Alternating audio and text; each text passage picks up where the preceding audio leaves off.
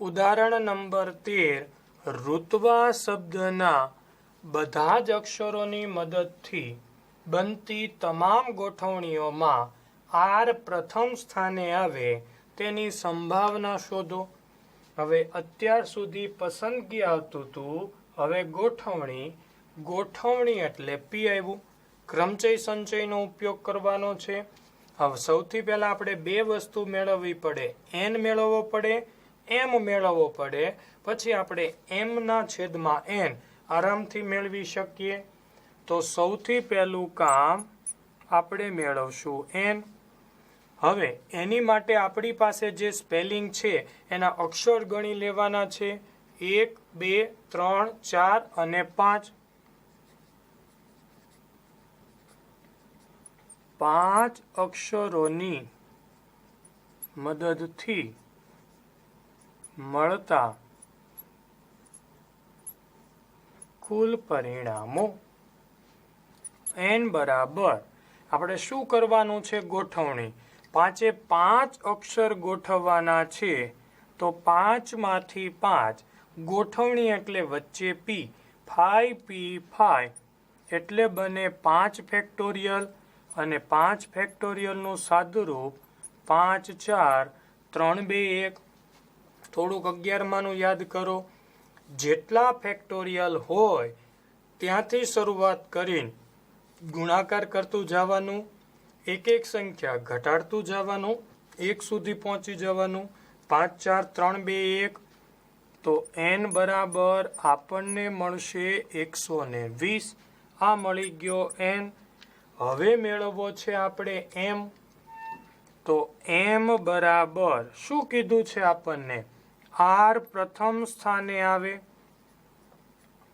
R પ્રથમ સ્થાને આવે તેના પરિણામો। જ્યારે ગોઠવણીનો પ્રશ્ન આવે ત્યારે તમારે ખાસ રફમાં એક તૈયાર કરવાનું છે। શું કરવાનું છે? તો કે ભાઈ આપણી પાસે 5 શબ્દો છે, રફમાં લખજો ખાસ, અહીંયા સાથે લખવાનું નથી। 1 2 3 4 5। તો આપણે 5 સ્થાન દોરી નાખવાના। જે શરત કીધું છે એ શરત પ્રમાણે ચાલવાનું। એક જ શરત કીધું છે આર પ્રથમ સ્થાને આવવું જોઈએ, બસ પૂરું। હવે તમારી પાસે પ્રથમ સ્થાને એક જ હોય અને સ્પેલિંગમાં આર તમારી પાસે એક જ છે, તો એક આરને ઉપાડીને તમે પ્રથમ સ્થાનમાં ગોઠવી દો। એક આર એક સ્થાન, એક અક્ષર એક સ્થાન, એકમાંથી એક એટલે આપણે કર્યું 1p1। બાકી સ્થાન વધ્યા 1 2 3 ને 4 અને અક્ષર પણ વધ્યા 4, તો બાકીના 4 અક્ષર અને 4 સ્થાન। 1p1 ની કાંઈ જરૂર નથી, 4p4 એટલે 4 ફેક્ટોરિયલ, અને 4 ફેક્ટોરિયલનું સાદુરૂપ 4 3 2 1 એટલે થશે 24। તો એન મળી ગયો, એમ મળી ગયો। હવે આપણે સવાલનો જવાબ મેળવીએ। પી ઓફ એ બરાબર આર પ્રથમ સ્થાને આવે તેની સંભાવના। અહીંયા એક પણ જગ્યાએ આપણે સંભાવના લખવાની નથી। જ્યારે સંભાવના લખો ત્યારે આગળ એ ફરજિયાત લાગુ પડે, પી। તો પી ઓફ એ બરાબર એમના છેદમાં એન, આપણે બધું મેળવી લીધેલું છે। એમ આપણી પાસે 24, એન આપણી પાસે 120, બેને 24 વડે ભાગીએ, 24 ભાગ્યા 24 એટલે 1, 120 ભાગ્યા 24 એટલે 5। તો આપણને જવાબ મળ્યો 1/5। આ દાખલો ગોઠવણીનો છે, અને ગોઠવણી હોય ત્યારે વચ્ચે પી લાગે તો ખાસ થોડુંક યાદ રાખવાનું છે। અને ખાસ 11માના ક્રમચય સંચયના નિયમો, જો કે આપણે અહીંયા સમજાવતા જ જઈએ છીએ, છતાં થોડુંક યાદ રાખવાનું છે। જ્યારે જ્યારે ગોઠવણી આવે ત્યારે રફમાં જેટલા તમારી પાસે અક્ષર આંકડાઓ હોય એટલા સ્થાન દોરી નાખવાના અને જે શરત પ્રમાણે ગોઠવવાનું કીધું હોય એ પ્રમાણે ગોઠવતું જવાનું, નીચે કિંમત મૂકતું જવાનું. તો આપણો ફાઇનલ આન્સર આવી ગયો 1/5. ઉદાહરણ નંબર 14. એક સરકારી વિભાગમાં નોકરી કરતા 4 પુરુષ 2 સ્ત્રી કર્મચારીઓને એક પછી એક વારાફરતી તાલીમ માટે મોકલવામાં આવે છે. તો તાલીમ માટે બંને સ્ત્રી કર્મચારીઓ જ ક્રમશઃ આવે એની સંભાવના શોધવાની કીધું છે. તો આપણે એન અને એમ બંને મેળવી લઈએ. તો સૌ પ્રથમ એન બરાબર આપણી પાસે 4 પુરુષ અને 2 સ્ત્રી કર્મચારીઓ છે. ટોટલ 6 કર્મચારી છે. 6 કર્મચારીને તાલીમ માટે મોકલવાના કુલ પરિણામો 6 ને મોકલવાના છે. 6 માંથી 6 6p6 6 ફેક્ટોરિયલ 6 ફેક્ટોરિયલનું સાદુરૂપ 6 5 4 3 2 1. તો ટોટલ થશે 720. આ મળી ગયો આપણને એન. હવે આપણે મેળવવાનો છે એમ. શું કીધું છે? બંને સ્ત્રી કર્મચારીઓ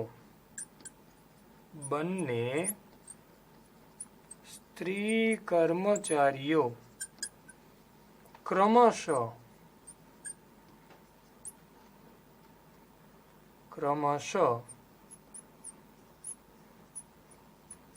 તાલીમ માટે જાય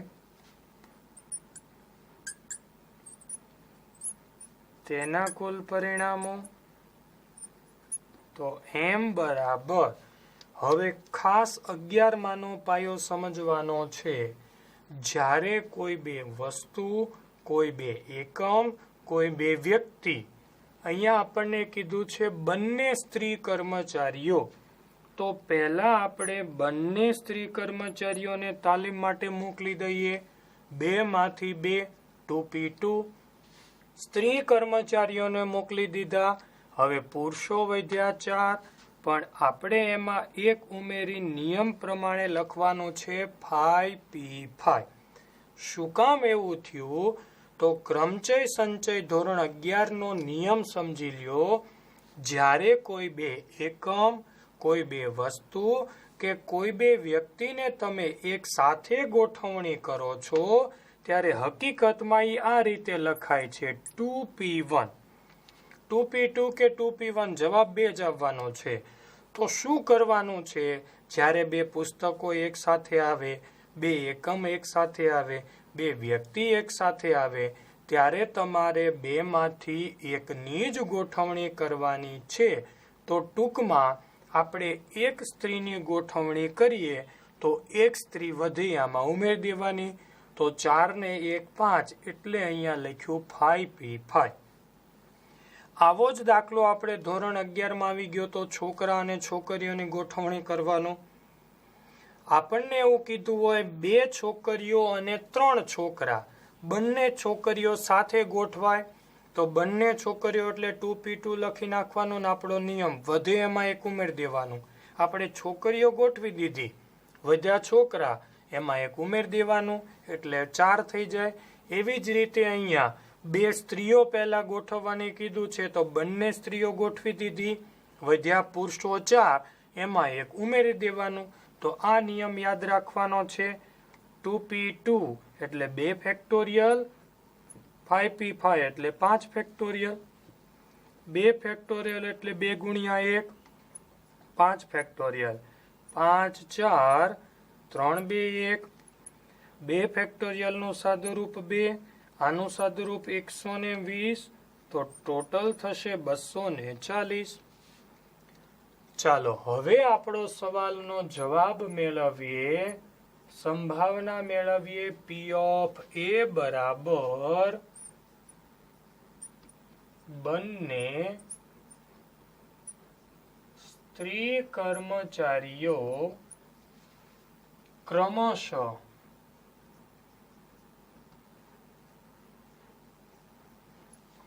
તાલીમ માટે જાય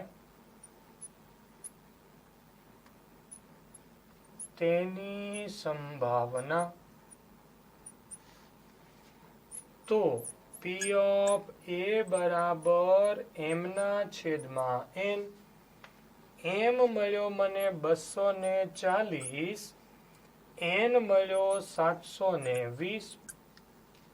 બંનેને હું 240 વડે ભાગાકાર કરું. ઉપર 240 ભાગ્યા 240 એટલે 1. 720 ભાગ્યા 240 3. બીજા શબ્દોમાં તમે 0 0 ઉડાડો. 24 તેરી 72, ઉપર 1 નીચે 3. તો ફાઇનલ આન્સર મળી ગયો આપણને 1/3.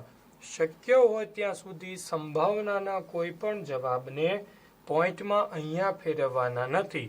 જ્યાં સુધી અપૂર્ણાંક મળે તો આપણે એને અપૂર્ણાંકમાં જ રાખવાના છે. તો આપણો જવાબ આવી ગયો 1/3. ઉદાહરણ નંબર 15. લીપ વર્ષમાં 53 ગુરુવાર આવે એની સંભાવના શોધો. ચાલો, તો આવા આપણને કેટલાય સવાલ પૂછાશે. લીપ યર હોય, લીપ વર્ષ ન હોય એટલે સામાન્ય વર્ષ હોય, લીપ વર્ષ હોય અને ફેબ્રુઆરી મહિનો, લીપ વર્ષ ન હોય અને સામાન્ય મહિના. તો થોડીક સમજૂતી જે ખાસ તમારે વ્યવસ્થિત એક જગ્યાએ લખવાની છે. એટલે કોઈ પણ સવાલનો જવાબ તમને સીધો 1 જ સેકન્ડમાં મળી જશે.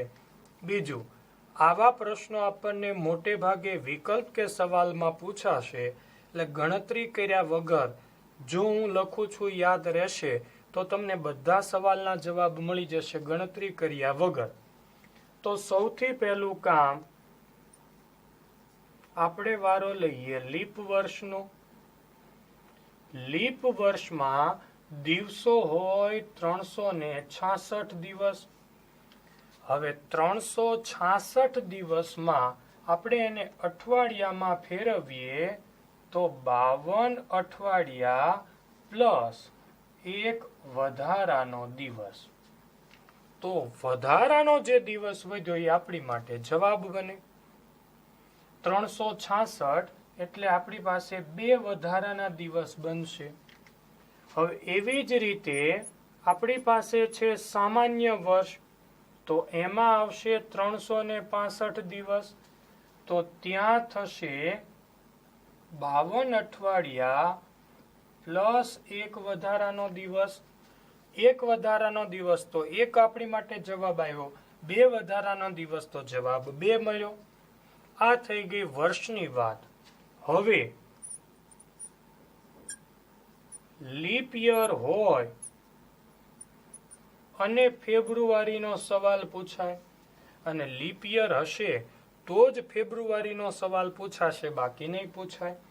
લીપ યર હોય ત્યારે ફેબ્રુઆરીમાં શું થશે તો કે એમાં 29 દિવસ હોય. હવે કોઈ પણ મહિનામાં 4 અઠવાડિયા ફરજિયાત હોય. 7 દિવસ, 7 ચોક 28, 28 દિવસ કાઢતા વધ્યો 1 દિવસ. તો અહીંયા પણ જવાબ આવશે 1. આપણા જવાબ 3 જ બને, 1, 2 અને 3. એ સિવાય કોઈ જવાબ આવવાનો નથી. માનો કે લીપ યર હોય કે ન હોય, ફેબ્રુઆરી સિવાય કોઈ મહિનામાં ફેર પડવાનો નથી. તો હવે લીપ યરનું કંઈ જોવાનું નથી હોય કે ન હોય. માનો કે કોઈ 30 દિવસ વાળો મહિનો છે તો શું થશે તો કે એમાંથી 4 અઠવાડિયા એટલે 7 ચોક 28 દિવસ નીકળી ગયા. તો વધ્યા 2 દિવસ. તો આપણો જવાબ આવે 2. માનો કે 31 દિવસનો મહિનો છે તો તમે એમાંથી 4 અઠવાડિયા કાઢી નાખો. 7 ચોક 28. તો વધારાના વધ્યા 3 દિવસ. હવે દિવસ અઠવાડિયાના દિવસ કેટલા હોય 7, તો કોઈ પણ વાર વાળો દાખલો હોય એમાં બધાના છેદમાં n 7 જશે, કારણ કે આપણી પાસે 7 જ વાર આવવાના અને કોઈ પણ દાખલો આપણને વારનો જ પૂછાવાનો, એટલે દાખલો કોઈ પણ વારનો હોય આમાંથી કોઈ પણ દાખલો પૂછાય છેદમાં 7 જ આવવાના છે. તો અહીંયા જવાબ શું બને? 2/7, 1/7, 1/7, 2/7, 3/7. કોઈ પણ દાખલો હોય n શું બને? સોમ, મંગળ, બુધ, ગુરુ, શુક્ર, શનિ અને રવિ. કેટલા થઈ જશે? 7. તો બધાના છેદમાં 7. તો આ થઈ ગયા આપણા કોઈ પણ દાખલા પૂછાય બધાના જવાબ. લીપ યર હોય તો જવાબ 2/7, સામાન્ય વર્ષ હોય તો 1/7, લીપ યર અને ફેબ્રુઆરી હોય તો 1/7. કઈ રીતે એવું સમજી ગયા બધા? તો આટલું આપણે યાદ રાખવાનું છે. તો અહીંયા આપણને કીધું છે લીપ વર્ષમાં 53 ગુરુવાર. તો સૌથી પહેલો n બધામાં ફિક્સ, સોમ, મંગળ, બુધ, ગુરુ, શુક્ર, શનિ અને રવિ. તો n બરાબર થઈ ગયા 7. ચાલો હવે આપણે મેળવીએ m. m બરાબર શું થશે? તો કે કયું વર્ષ છે? લીપ વર્ષ. લીપ વર્ષના દિવસો કેટલા? તો કે 366. એમાંથી 52 અઠવાડિયા એટલે 364 દિવસ કાઢી નાખો. વધ્યા કેટલા? 2 દિવસ. તો વર્ષના છેલ્લા 2 દિવસ કયા હોઈ શકે? તો કે છેલ્લા 2 દિવસ સોમ મંગળ હોઈ શકે, અથવા મંગળ બુધ હોઈ શકે, અથવા બુધ ગુરુ હોઈ શકે, અથવા ગુરુ શુક્ર હોઈ શકે, શુક્ર શનિ હોઈ શકે, શનિ રવિ હોઈ શકે, રવિ સોમ હોઈ શકે, સોમ મંગળ તો આવી ગયું. તો આ થઈ ગયું આપણું પૂરું. કયો વાર કીધો છે આપણને? ગુરુવાર. તો આપણે જે પરિણામ લખ્યા એમાં ગુરુવાર જોવો તો કે એક ગુરુવાર અહીંયા આવ્યો, એક ગુરુવાર અહીંયા આવ્યો. તો વધારે ગુરુવાર કેટલી વાર આવી શકે? તો કે 2 વાર આવી શકે. તો એમ મળી ગયો આપણને 2. હવે આપણા પ્રશ્નનો જવાબ P of A બરાબર લીપ વર્ષમાં 53 ગુરુવાર આવે તેની સંભાવના. P of A બરાબર m ના છેદમાં n. આપણી પાસે તમામ કિંમતો છે. m2, n આપણી પાસે 7. તો આપણો જવાબ મળી ગયો 2/7. તો આ કોષ્ટક આપણે ખાલી યાદ રાખવાનું છે. n બધામાં કોપી જ આવવાનો છે, એટલે આ વસ્તુ કોપી માત્ર m બદલાશે. જો વધારાનો એક જ દિવસ વધે તો જે n છે એ જ m 7 વાર લખી નાખવાના. 2 દિવસ તો 2 આપણે લખ્યા, સોમ મંગળ, મંગળ બુધ 2. હવે 3 આવે તો શું લખવાનું? સોમ મંગળ બુધ. પછી વચ્ચેથી પકડવાનું મંગળ બુધ ગુરુ. વચ્ચે આવ્યો બુધ, બુધ ગુરુ શુક્ર. 3 વાર સાથે લેતું જવાનું છે. અહીંયા આપણે 2 દિવસ વધ્યા એટલે 2 વાર લેતા ગયા. તો આપણો ફાઇનલ આન્સર મળી ગયો 2/7. ઉદાહરણ નંબર 16. એક બેંકના કેશ વિભાગમાં 7 કર્મચારીઓ નોકરી કરે છે, જે પૈકી આપણી પાસે 2 ઓફિસર, 3 ક્લાર્ક અને 2 પટ્ટાવાળા છે. સમજવું હોય 2 ઓફિસર, 3 ક્લાર્ક અને 2 પટ્ટાવાળા છે આપણી પાસે. ટોટલ કર્મચારીઓ થઈ ગયા 7. આ વિભાગના કર્મચારીઓમાંથી 2 કર્મચારીઓની યાદચ્છિક રીતે પસંદગી કરવામાં આવે છે. હવે આપણી પાસે કુલ કર્મચારીઓ કેટલા છે તો કે ભાઈ 7. 7 માંથી આપણે 2 કર્મચારીઓની પસંદગી કરવાની છે તો આપણને n મળે. n બરાબર 7 કર્મચારીઓમાંથી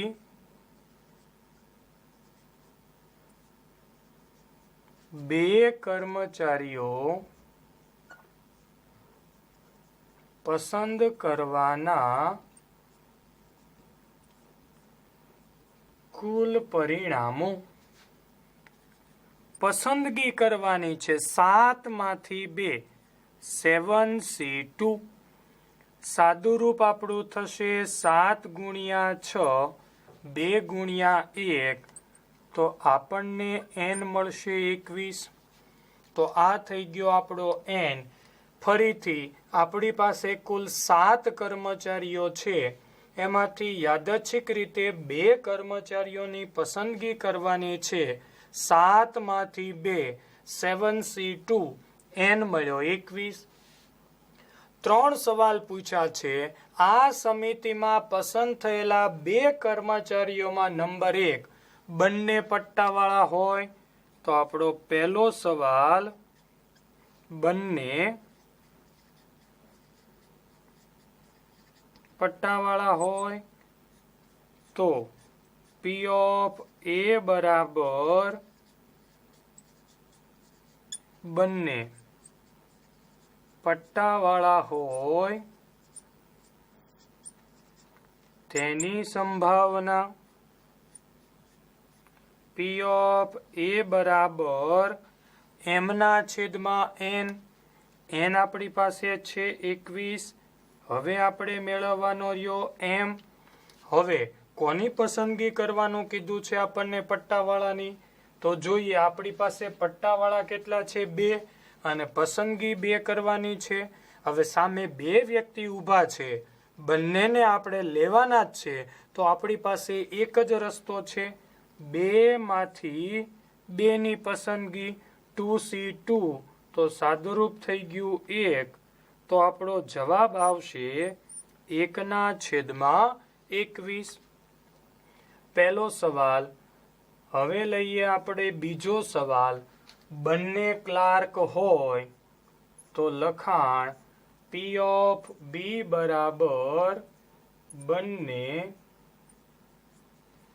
ક્લાર્ક હોય તેની સંભાવના. P of B બરાબર m ના છેદમાં n. n આપણી પાસે 21 છે જ. કોની પસંદગી કરવાનું કીધું છે આપણને? ક્લાર્કની. તો આપણે બાજુમાં લખશું m બરાબર 2 ક્લાર્ક લેવાના છે. હવે ક્લાર્ક આપણી પાસે 3 છે. 3 માંથી 2, 3C2. 3 માંથી 2 ક્લાર્ક. જ્યારે 2 પદ ક્રમિક હોય, 2 પછી 3, તો એ ક્રમિક પદો કહેવાય. ત્યારે હંમેશા મોટું પદ જવાબ આવે. તો જવાબ આવશે આપણો 3 ના છેદમાં 21. 2 ને 3 3 વડે ભાગીએ તો આપણો જવાબ આવશે 1 ના છેદમાં 7. ચાલો આપણો ત્રીજો સવાલ. P of C બરાબર 1 ઓફિસર અને 1 ક્લાર્ક હોય. 1 ઓફિસર અને 1 ક્લાર્ક હોય તેની સંભાવના. પી ઓફ સી બરાબર એમ ના છેદમાં એન. એન આપણી પાસે છે 21. અહીંયા મેળવીએ આપણે એમ બરાબર એક ઓફિસર. ઓફિસર આપણી પાસે 2 છે. 2 માંથી એક શબ્દ આવ્યો અને અગાઉ આપણે સમજાવી દીધેલું લખાવેલું સૂચના આપેલી, જો અથવા શબ્દ આવે તો પ્લસ સરવાળો થાય અને શબ્દ આવે તો ગુણાકાર. ફરીથી અથવા શબ્દ આવે તો એને યોગ કહેવાય અને વચ્ચે સરવાળો આવે. જો અને શબ્દ આવે તો એને છેદ કહેવાય અને ગુણાકાર કરવાનો. આપણી પાસે અને શબ્દ આવ્યો એટલે ગુણાકાર આવશે. એક ઓફિસર 2 માંથી એક 2C1 અને એટલે ગુણાકાર. એક ક્લાર્ક. ક્લાર્ક આપણી પાસે 3. 3 માંથી એક એટલે 3C1. 2C1 એટલે 2, 3C1 એટલે 3, 3 દુ 6. તો આપણને મળ્યા 6 ના છેદમાં 21. બેયને હું 3 3 વડે ભાગાકાર કરું. 6 ભાગ્યા 3 કરીએ તો 2. 21 ભાગ્યા 3 કરીએ તો 7. જવાબ આવ્યો આપણો 2 ના છેદમાં 7. ફરીથી 7 આપણી પાસે કર્મચારીઓ છે, એમાંથી 2 ની પસંદગી કરવાની છે. 7 માંથી 2 7C2 21. તો બધાના છેદમાં 21 જશે. હવે પહેલો સવાલ આપણને કીધો છે બંને પટ્ટાવાળા હોય, તો પટ્ટાવાળા આપણી પાસે 2 છે. પસંદગી આવે એટલે વચ્ચે સી આવે. 2 માંથી 2 2C2 1 ના છેદમાં 21 જવાબ આવી ગયો. બંને ક્લાર્ક હોય, ક્લાર્ક આપણી પાસે 3 છે. 3 માંથી 2 એટલે 3C2 જવાબ આવી ગયો 3 ના છેદમાં 21. બેયને 3 3 વડે ભાગાકાર કર્યો 1 ના છેદમાં 7. એવી જ રીતે એક ઓફિસર અને એક ક્લાર્ક હોય. 2 શબ્દો પૂરા સમજજો. અથવા તો યોગ અને સરવાળો કહેવાય અને તો છેદ અને ગુણાકાર કહેવાય. અહીંયા અને શબ્દ આવ્યો એટલે ગુણાકાર. 2 માંથી એક ક્લાર્ક એટલે 2C1 સોરી ઓફિસર. 3 માંથી એક ક્લાર્ક એટલે 3C1. તો 6 ના છેદમાં 21 કોમન કાઢતા આવ્યું 2 ના છેદમાં 7.